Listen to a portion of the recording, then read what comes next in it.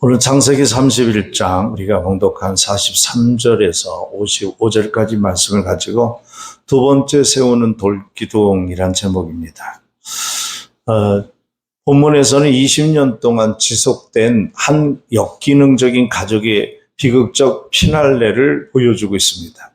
야곱과 라반은 어떤 사이예요? 장인과 사이라는 아주 가장 친밀한 관계였지만 그들이 20년 동안 서로 속고 속이는 상호 착취의 연속, 그런 관계로 살았습니다.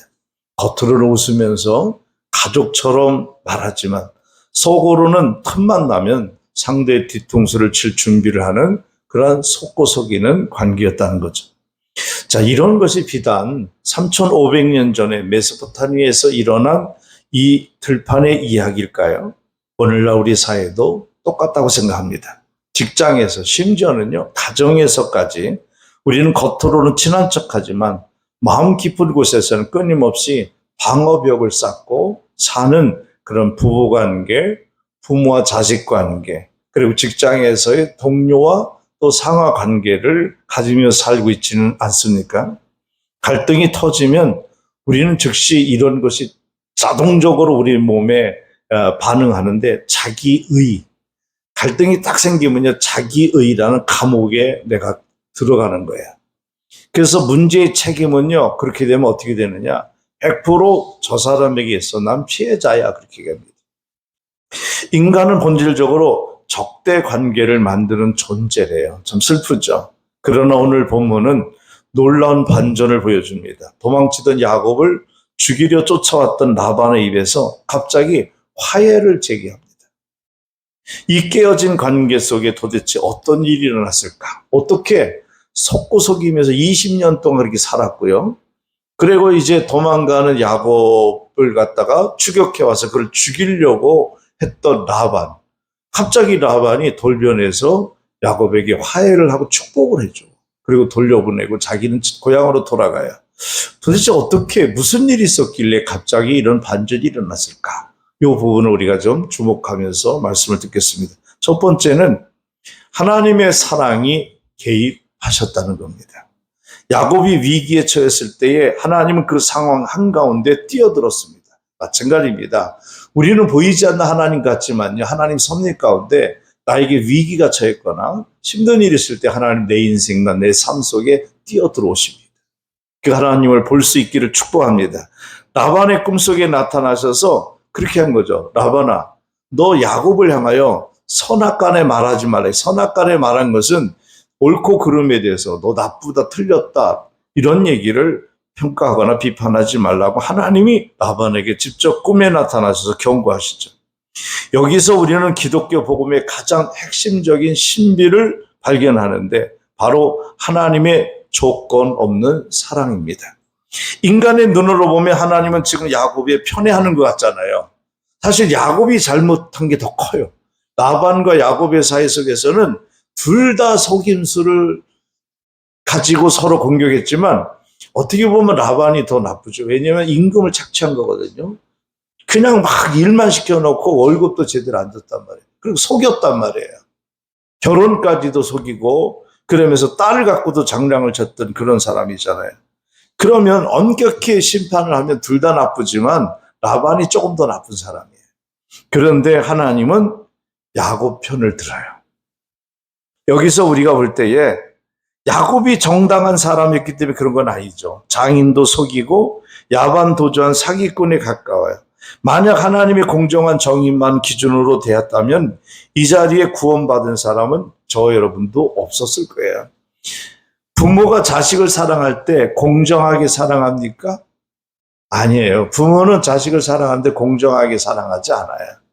그것은 일종의 거룩한 편애라고 저는 얘기해요. 거룩한 편애. 편견은 나쁜 거잖아요. 둘 중에 하나를 더 사랑하는 것, 이거 비교하면서 편애하는 거잖아요. 편견이라고도 하지만은 좋은 말로 하면 편애잖아요. 그 좋은 거 아니라고요. 근데 하나님은 지금 편애를 하세요. 그럼 하나님이 나쁜 거 한 거잖아요. 근데 저는 이것을 애써 이렇게 표현하고 싶어요. 거룩한 편애다. 거룩한 편애다. 자, 보세요. 내 자식이 능력이 있던 없든 또 잘났던 못났던 내 자식이라는 이유 때문에 조건 없이 목숨을 걸고 보호하는 것이 부모의 사랑이잖아요. 복음은 바로 이런 것입니다. 우리가 아직 죄인 되었을 때, 우리가 야곱처럼 비겁하게 도망치고 있을 때 하나님은 우리를 조건 없이 사랑하셔서 라반의 칼날로부터 보호하셨습니다. 이 하나님의 은혜를 경험할 때 비로소 인간은 분노의 감정을 가라앉히게 되고요. 현실을 제대로 보기 시작합니다. 라반을 보세요. 하나님의 경고를 받고 감정을 가라앉히고 비로소 진실이 보일 때에 그가 한 말이 43절이에요. 한번 43절 읽어보겠습니다. 라반이 야곱에게 대답하여 이르되 딸들은 내 딸이요 자식들은 내 자식이요 양떼는 내 양떼요 네가 보는 것은 다 내 것이라. 내가 오늘 내 딸들과 그들이 낳은 자식들에게 무엇을 하겠느냐. 이 말을 보면 언뜻 보면요, 반절까지 보면 라반이 야곱에게 와서 야곱을 죽이려고 추적해 왔는데 하나님이 밤새에 나타나서 그에게 경고하며 너 야곱을 해하지 말라라고 한 말씀을 듣고 이 라반이 감정이 수그러지고 난 다음에 그 다음에 한 얘기예요. 그거 보세요. 라반이 야곱에게 말하는데 뭐라 그래요? 그 딸들은 내 딸이다. 그의 자식들, 손주들도 내 자식이다. 그 다음에 양떼들, 네가 갖고 있는 모든 재산이 다 내 거다. 그러면 내 딸이고 내 손주고 내 재산이니까 내놔. 이렇게처럼 들리잖아요. 근데 성경의 문맥은 그 다음을 이어서 봐야 돼요. 그럼 뭐래요? 내가 오늘 내 딸들과 그들이 낳은 자식들에게 무엇을 하겠느냐? 이 얘기는 뭐예요? 어차피 너도 그리고 그 딸 너희 부인들도 내 딸이고 그의 손주들도 너 자식들도 내 손주다. 그리고 재산도 어차피 내 건데 내가 내 딸들과 내 손주들을 어떻게 하겠니? 그들을 괴롭힐 수는 없다. 그들을 해할 수도 없다. 너를 죽이면은 내 딸들이 과부가 되고 슬퍼할 거고 또 아버지를 잃은 아들들이 손주들이 너무 괴로워할 테고 그래 재산을 내가 다 뺏어가면 우리 딸들과 우리 손주들이 어떻게 먹고 살까 걱정이 되니까 내가 어떻게 하겠니? 나 이제 너 손 안 댈 거야. 그냥 편히 가라라고 놔줬다는 얘기예요. 본문 얘기가. 이게 왜? 눈이 열린 거죠. 어젯밤에만 해도 죽여야 할 원수였던 야곱이 다시 보니 내 사이요, 내 딸들이요, 내 손주들의 아버지였다는 거죠. 내 딸의 남편이고 내 손자들의 아버지가 야곱이었다. 감정을 가라앉히면 제대로 된 상황이 보입니다. 대부분의 경우 우리의 상황을 제대로 보지 못하는 이유는 우리 안에 분노, 또 섭섭함, 증오 등의 감정 때문에 상황을 제대로 못 보고 실수하는 경우가 많습니다.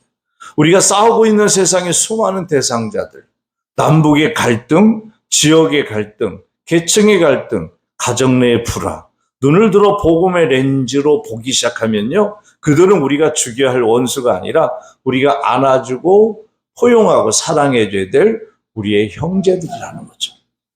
그리고 우리의 가족입니다. 바로 이 라반이 하나님을 만나고 그것을 깨닫게 됐습니다. 두 번째 이야기는 화해의 돌기둥을 세웠다는 거죠. 라반은 드디어 화해의 조약을 맺습니다. 44절 46절을 한번 읽어볼게요. 같이 읽습니다. 이제 오라 나와 네가 언약을 맺고 그것으로 너와 나 사이에 증거를 삼을 것이니라. 이에 야곱이 돌을 가져다가 기둥을 세우고 또 그 형제들에게 돌을 모으라 하니 그들이 돌을 가져다가 무더기를 이루매 우리가 거기 무더기 곁에서 먹고. 이제 라반이 화해의 조약을 맺자라고 하면서 서로 돌을 세우고 형제들이 모여서 돌을 하나씩 가져오니까 그 돌이 돌 무더기가 됐다 그래요. 야곱은 기다렸다는 듯이 돌을 가져와 기둥을 세우는데, 자, 야곱의 인생에 이것이 두 번째 돌기둥이었어요. 그죠? 첫 번째 돌기둥은 언제? 창세기 28장에 베델에서 세웠습니다. 형 에서를 속이고 도망치다가 베델에서 하나님을 만나 거기서 돌을 세우고 하나님께 서원하며 예배를 드렸잖아요. 그것이 하나님과 화해의 돌기둥이라면 오늘 세운 두 번째 돌기둥은 인간 분쟁의 종식을 선언하는 사랑과의 화해의 돌기둥이었습니다. 이 돌기둥의 이름 속에는 그들의 깊은 상처와 불신이 고스란히 묻어 있었던 거죠. 자, 그래서 돌기둥이 하나님과 세웠던 창세기 28장의 베델에서의 돌기둥은 하나님과의 관계의 돌기둥, 그리고 오늘 31장에서의 돌기둥은 형제, 이웃과 사랑과의 화해의 돌기둥. 그래서 십자가는요, 하나님과의 수직관계와 이웃사랑의 수평관계가 만난 것이 십자가예요. 그래서 야곱의 이야기는 바로 메시아의 예언적인 의미가 담겨져 있다라고 볼 수 있습니다. 자, 라반이 한 여갈사하두다라는 말은 아람어였고요.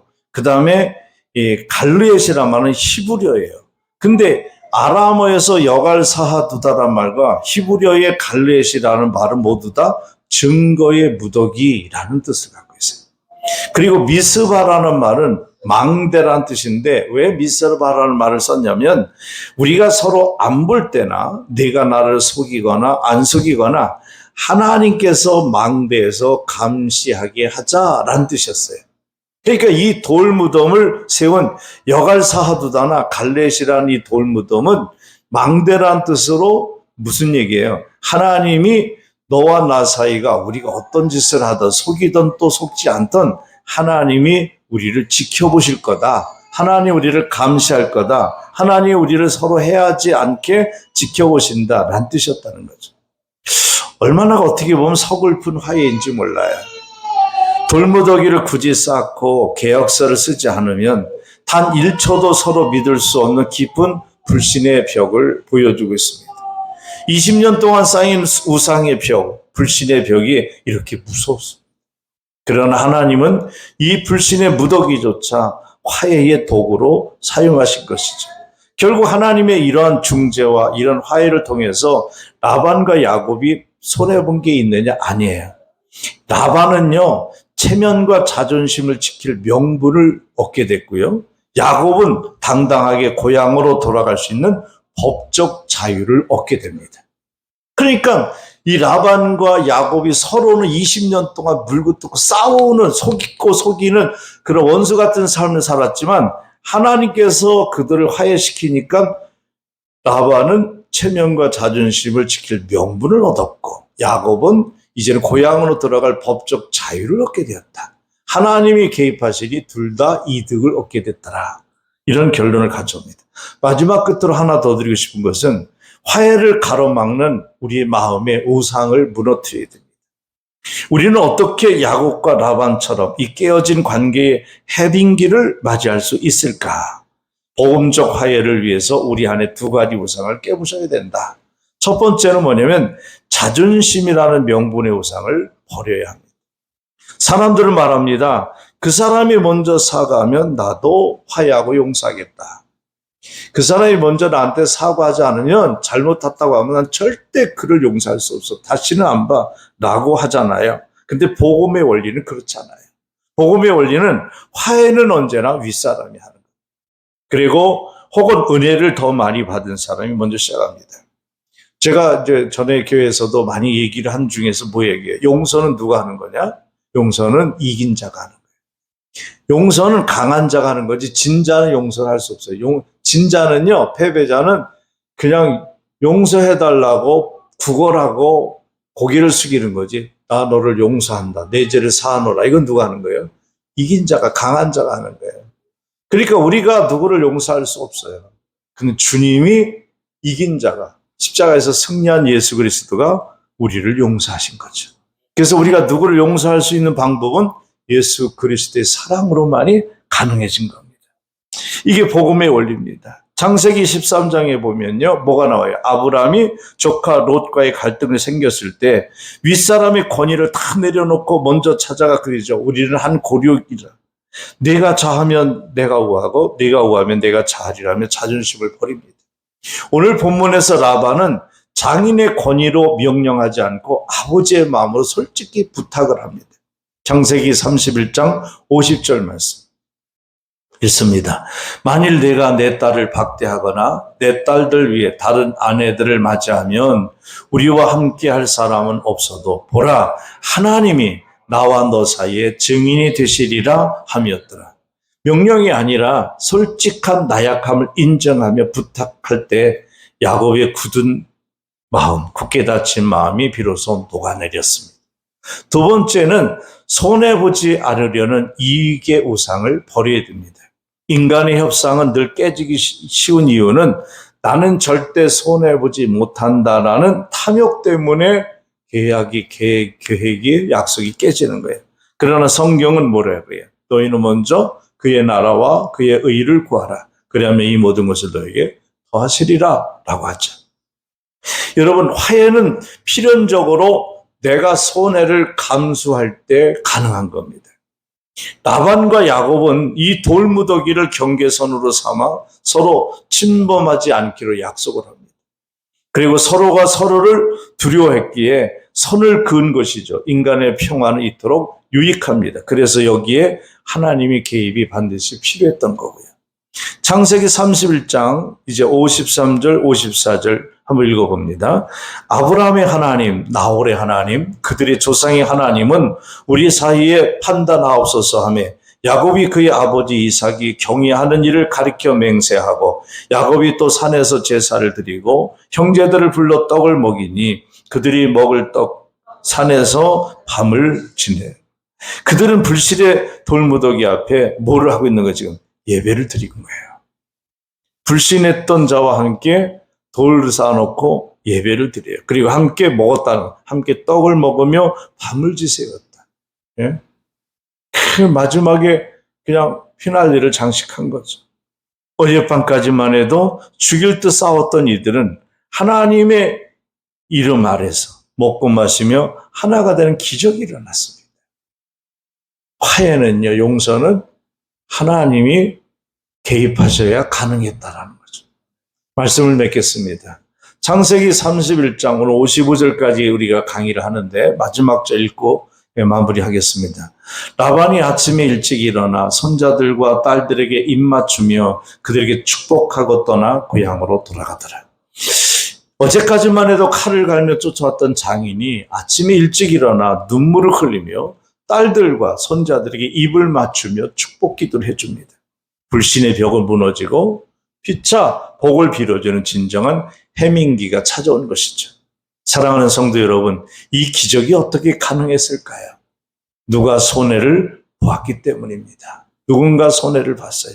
야곱과 라반의 화해는 불완전한 돌기둥 위에 이루어졌지만 인류 역사상 가장 완벽한 화해의 돌기둥을 세운 사건이 있습니다. 그것이 바로 예수 그리스도의 십자가입니다. 하나님과 우리 사이에 죄로 인해 깊은 불신의 벽, 원수된 벽이 있었습니다. 그때 더 높으신 하나님이신 예수님이 먼저 우리에게 찾아오셨어요. 그분은 하나님과 동등됨을 취할 것을 거부하셨죠. 그리고 자신의 모든 권리와 자존심을 내려놓으셨어요. 인간의 모양으로 내려앉으셨어요. 그리고 십자가에서 자신의 몸과 피를 쏟으시며 완벽한 손해를 받습니다.